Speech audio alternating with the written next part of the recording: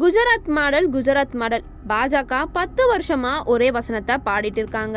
ஆனா அந்த மாடல் உள்ள என்ன இருக்கு? வளர்ச்சியா இல்ல அழிவா? பிரதமர் மோடி முதலமைச்சரா இருந்த குஜராத்ல இன்றைக்கு அவரை நெருங்கிய நண்பர் பூபேந்திர பட்டேல் ஆட்சி செஞ்சுட்டு வராரு. அதே மாநிலத்துல 5 ஆண்டுகளா 10,950 MSME தொழில் நிறுவனங்கள் மூடப்பட்டிருக்கு. யார் சொன்னது? எதிர்கட்சியா மீடியாவா?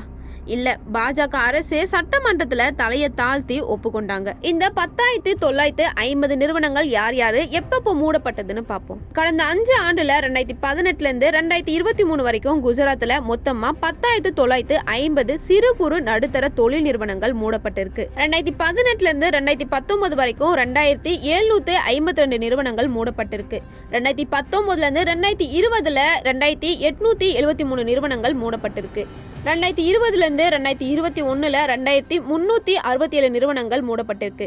2021 இருந்து 22 வரைக்கும் 1,749 நிறுவனங்கள் மூடப்பட்டிருக்கு. 2022 இருந்து 2023 வரைக்கும் 1,209 நிறுவனங்கள், மொத்தமா 10,950 தொழில் நிறுவனங்கள் மூடப்பட்டிருக்கு. ஆனா ஒவ்வொரு எண்ணும் எவ்வளவு முக்கியம் அப்படின்றது நமக்கு தெரியுது. ஆனா பாஜக என்ன சொல்றாங்கன்னா, வளர்ச்சி இருக்கு, தொழில் கொள்கை வெற்றி, உலகமே குஜராத்தை பாராட்டுதுன்னு. யார் அந்த உலகம்? கடன் வாங்கி கடன் கட்ட முடியாம கடையை பூட்டிய சிறு தொழிலாளர்களா, இல்ல GSTன்னு சொல்லி காசை பறிச்ச சிறு வியாபாரிகளா, வங்கிக்குள்ள போனா கொலாட்ரல் கோடு ஸ்கோர் இல்லைன்னு வெளியே தள்ளப்பட்ட MSME உரிமையாளர்களா, கார்பரேட் நிறுவனங்களுக்கு மட்டும் வரி தள்ளுபடி, கடன் தள்ளுபடி, நூற்றுக்கணக்கான கோடி ரைட் ஆஃப். ஆனா சிறு தொழிலாளர்களுக்கு அலட்சியம், அவமதிப்பு, அழுத்தம், அழிவு. இதுக்கு பேர் தான் பாஜக தொழிற்கொள்கையா? இந்த MSME நிறுவனங்கள் மூடப்பட்டதால பல்லாயிரம் தொழிலாளர்கள் வேலை இழந்தாங்க.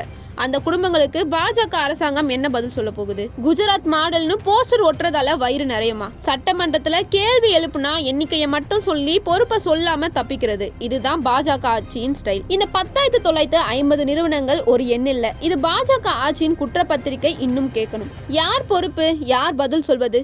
குஜராத் மாடல் இப்போ தெளிவா சொல்றது, இது வளர்ச்சியின் மாடல் இல்ல, அழிவின் மாடல்னு.